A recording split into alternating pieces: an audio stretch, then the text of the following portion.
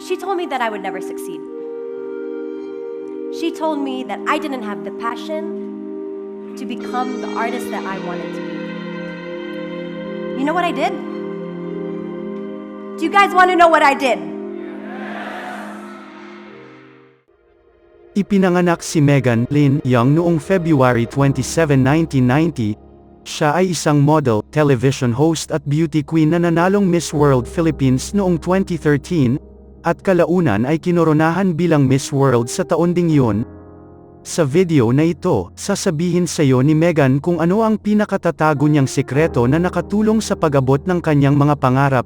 Paalala lang, huwag mong kalimutan na i-click ang subscribe button at ang bell notification kung gusto mong ma-notify para sa mga inspiring stories na kagaya nito.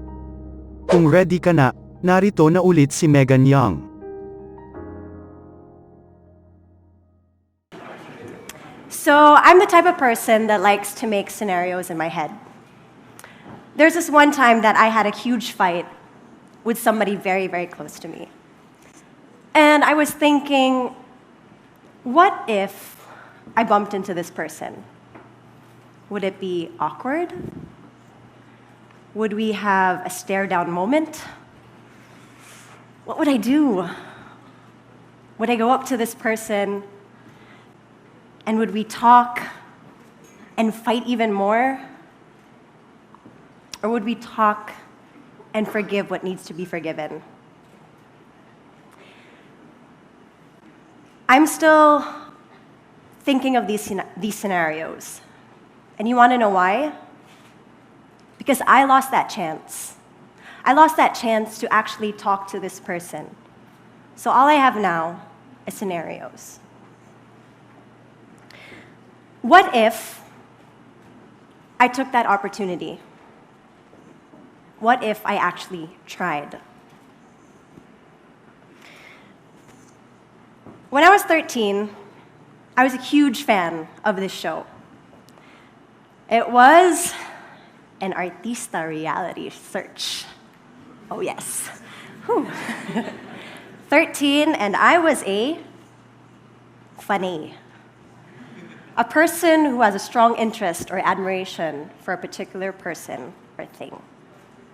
Fanay na fanay po ako. Grabe. I had their pictures on my walls. I don't know if you guys know, but during my time, we had fanatics. You text their name. Well, let me just give you the name. Jenilyn space on sent to 2366. And I would receive text messages from her. How are you? Kumain ka na ba? But of course, we all know that, everyone else that subscribed got the same thing. So, yes, basically, I was a Fanay. And one day, while I was at home after school doing my homework, I was watching TV, and I find out that there are auditions for this artista reality search. So, of course, I want to audition. I want to see my idols. Maybe if I audition, they'll be there. Oh my God, I get to see them. The inner Fanay in me comes out. Did I think that I could also be an artista? Not really. Not really. I just wanted to meet my idols. So, of course, I had to ask my dad about it because I was in school and we lived in Subic, a bit far from Manila. Wala pang SC Tex nun. And he said, no. You should just go to school. You can do other things. You're a writer. Maybe you could be a journalist one day.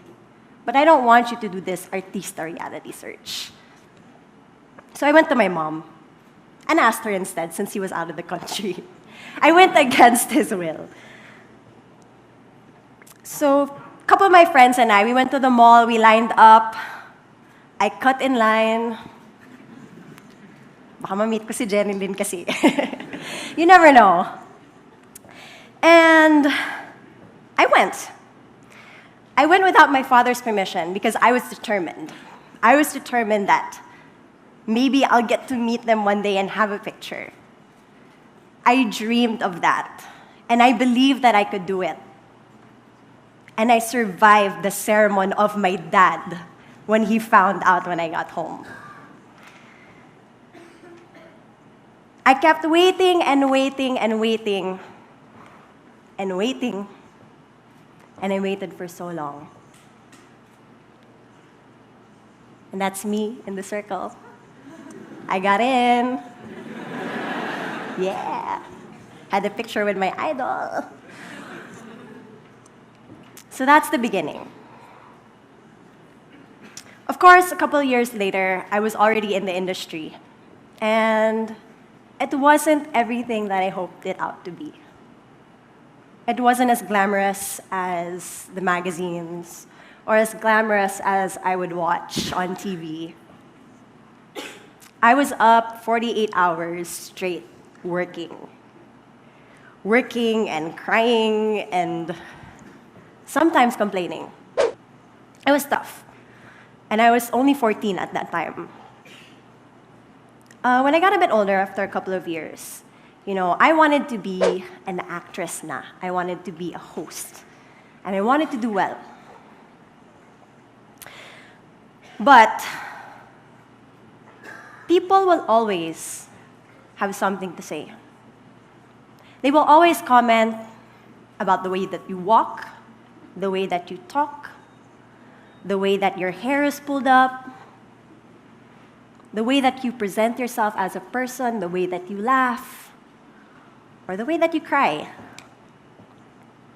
I don't cry really well.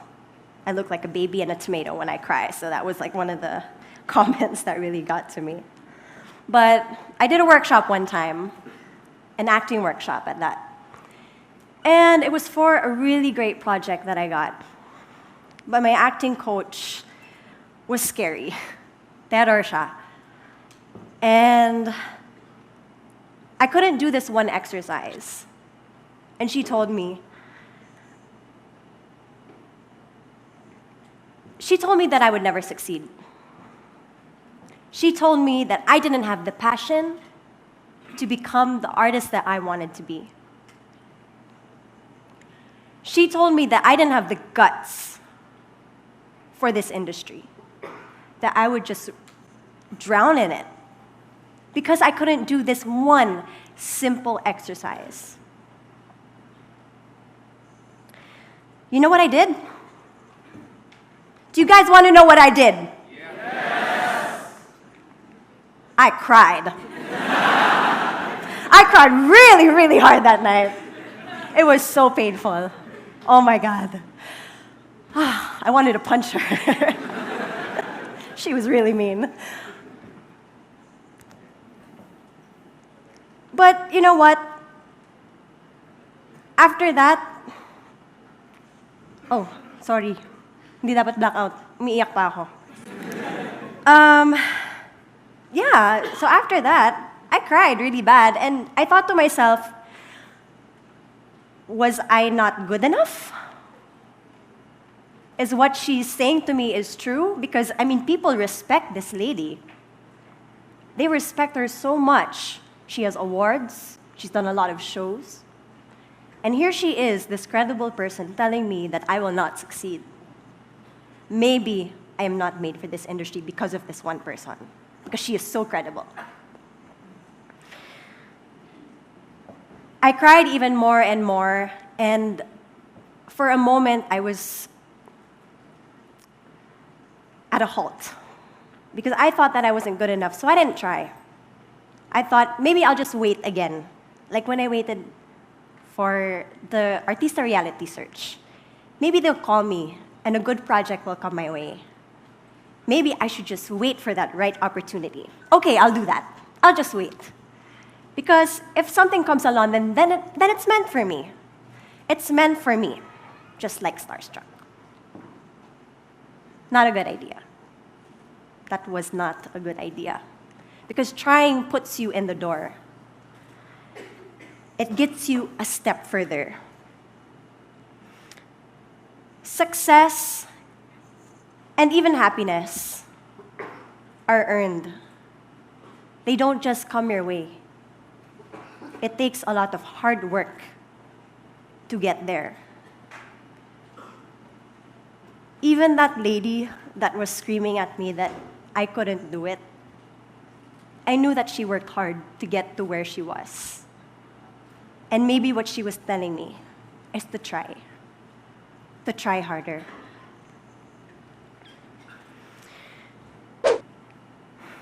What do you want to be?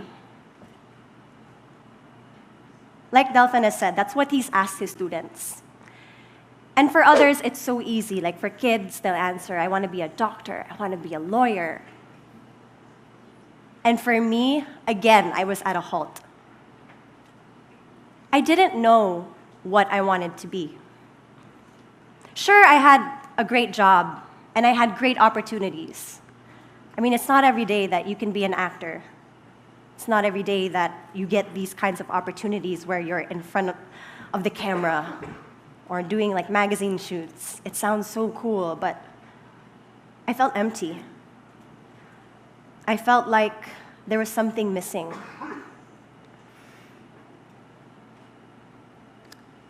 I was left thinking, did all my efforts in the past just go to waste? Maybe they did, and maybe they didn't.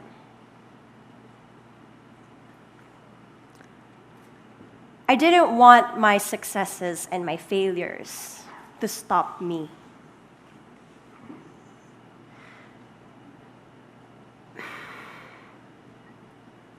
I admit that at one point, like I told you, I stopped believing in myself.